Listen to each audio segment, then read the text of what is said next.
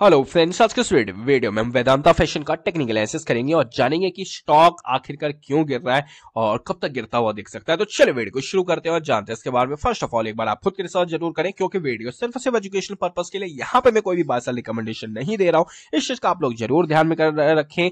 और जो भी चीजें यहाँ पे शेयर की जा रही है सिर्फ और सिर्फ स्टडी पर्पस के लिए, समझाने पर्पस के लिए, कोई भी बाय सेल रिकमेंडेशन नहीं है। और खरीदने बेसिस पहले खुद की तो रिसर्च करें ही, प्लस अपने फाइनेंशियल एडवाइजर से भी कंसल्ट कर लें और डिस्क्लेमर दिख रहा है उसे भी जरूर ध्यान से पढ़ लें।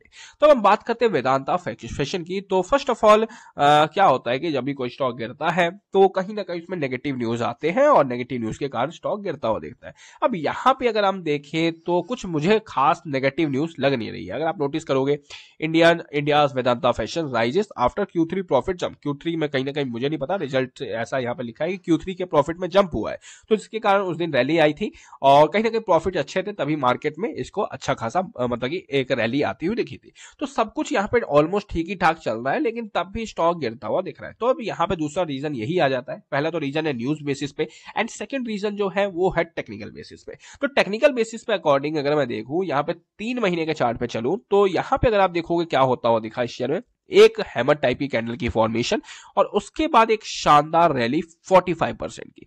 अब मैंने जहां तक नोटिस किया है कि किसी भी स्टॉक में जब ये हैमर बन जाता है ना, तो वो दोबारा एक बार स्टॉक जो है उस लेवल को रीटेस्ट करने दोबारा नीचे आता है जरूर, तो घूम के नीचे जरूर आता है। अब वो हो सकता है तुरंत आ जाए या कुछ दिनों बाद आए, और ऐसा 70-80% केसेस में होता है। ये चीज आप लोग जरूर ध्यान में रखें। ऐसा नहीं है कि ये चीज मैंने बताई और ये सब में आप ढूंढ रहे हो तो आपको मिलेगा। तो कुछ कुछ केसेस जो है में नहीं होगा आपको, ठीक है। तो 70 से 80% केसेस में ऐसा होता है। तो उसके कारण मुझे जहां तक लग रहा है कि वेदांता फैशन जो है, इसलिए एक मतलब की करेक्शन आती हुई दिख रही है और इसलिए स्टॉक गिरता हुआ दिख रहा है। और एक चीज मैंने और नोटिस किया, जब भी किसी स्टॉक में एक इतना बड़ा पंप आता है, एक इतनी बड़ी रैली आती है, तो स्टॉक दोबारा रिटेस्ट करने नीचे एक बार जरूर आता है अपने उस पुराने कैंडल को, ठीक है, जहां से उसने स्टार्ट किया था। तो यहां पे वेदांता फैशन के लिए दो इंपॉर्टेंट लेवल्स है। तो पहला लेवल जो करंट मार्केट प्राइस के आसपास है, अगर ये स्टॉक इस लेवल का सपोर्ट लेता है तो अच्छी बात है, नहीं लेता है तो आप लोग समझ जाना ये स्टॉक नीचे जाने वाला है और यहां पे